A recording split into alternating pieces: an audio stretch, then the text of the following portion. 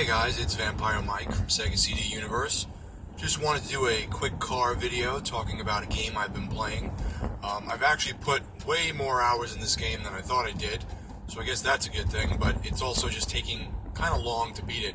And that game is Battle Chasers on the Xbox One, the PS4, I think the Switch, and I know PC. I'm not sure about the Switch. I think that might be not yet, or maybe it is and I just forgot because I don't have a Switch, so I don't really keep up to date on that stuff. It's pretty much a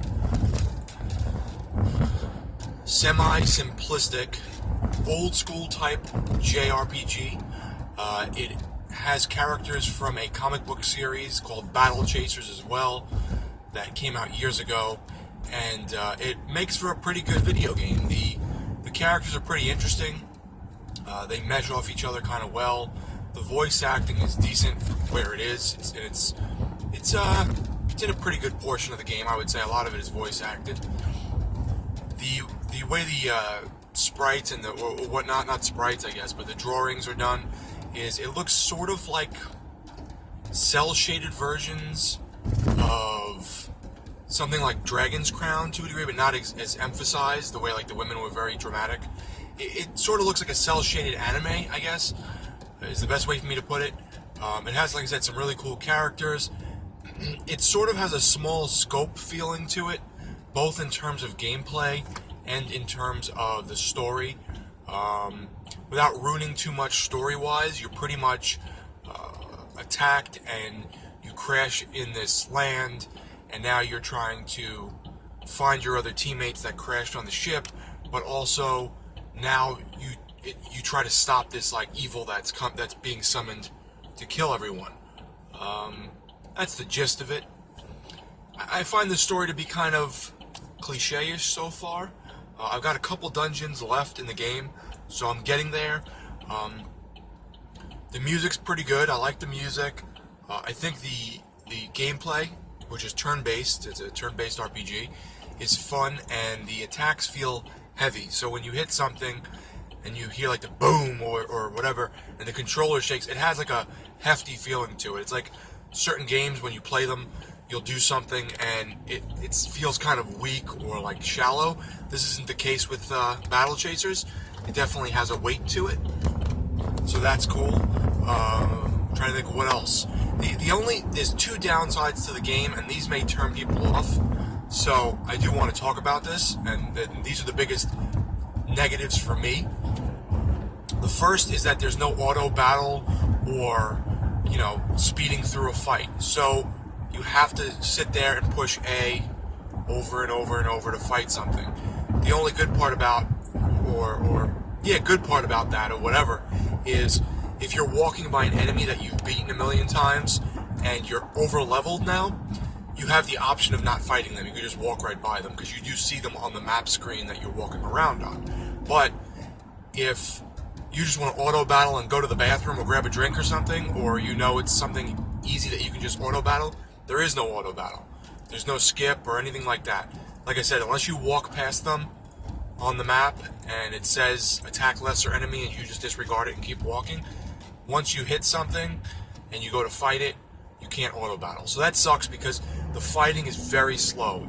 There's these lots of animation to it, so everything is very winding back. You see the guy run up, hit something. It takes time.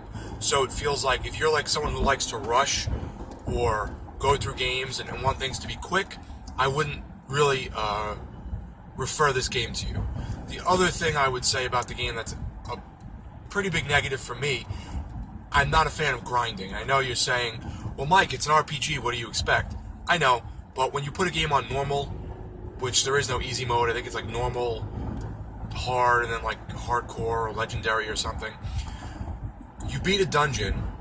So let's say you're level 5 and you beat a dungeon, and that dungeon was average for you, so you're going through it normal.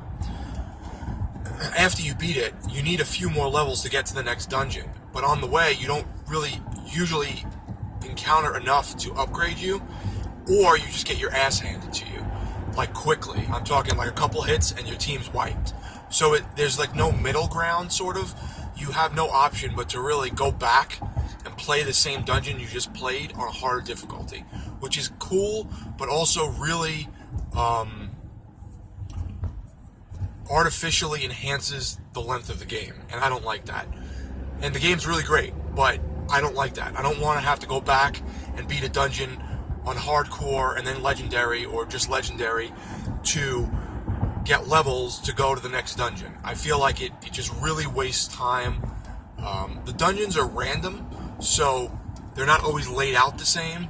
They're pretty much a bunch of different squares, and each square is like a section that you can walk through, and you can find dungeon maps and see where the treasures are and stuff. So it's interesting that they're like random. So sometimes you'll encounter maybe certain enemies or certain NPCs, and then you'll go back later and play on a different mode, like hardcore or legendary, and you'll encounter something different. So it is interesting, but it's not different enough to where you want to really go back. Some parts you have to, because to unlock certain weapons or armor, you have to meet certain people. So there's a couple instances, not many, that you can go back and then like meet an NPC and like help them or something, and then later on they'll unlock something for you, or you can fight them or whatever. So I don't like that. I feel like I put a lot of hours into the game now, and honestly, I kind of want to be done with it at this point, and I have about 2 dungeons left, and I think 2 or 3, maybe 4 optional bosses. There are a lot of optional bosses because there's like these missions you can like go on, like hunts, where they're optional missions to go like kill a boss, and those guys you can't mess with if you're not the right level. So if you go at like a level 25 and you're level 23, you're gonna get wiped. You have to be at least level 25, probably even more 26 or 27 to just get past them. Overall, I do like the game a lot. I think it kind of harkens back to an old school kind of sentiment. I just don't like the artificial lengthening with the grinding and having to repeat dungeons to level, and I don't like sometimes how slow the battle system can be. But overall, it's a really fun game. If I had to give it like a grade, I would say like a 7.5. I think if they were to add the auto battle and not make it as grindy, I would probably give it like an 8.5. I do like it. I think it has really nice aesthetics. It looks really cool. It sounds really good. The story's pretty good. Overall, I would say the best part is the characters and the character interaction. There's a couple of badass characters. There's a funny character, kind of the same tropes you've seen. I haven't really gotten shocked or thrown off with the story yet. Been like, wow, it's sort of sparse in that way. But overall, I would say to check out Battle Chasers. I think it's a solid, old school feeling JRPG. So, thanks guys for watching. It's Vampire Mike from Sega CD Universe. Be good.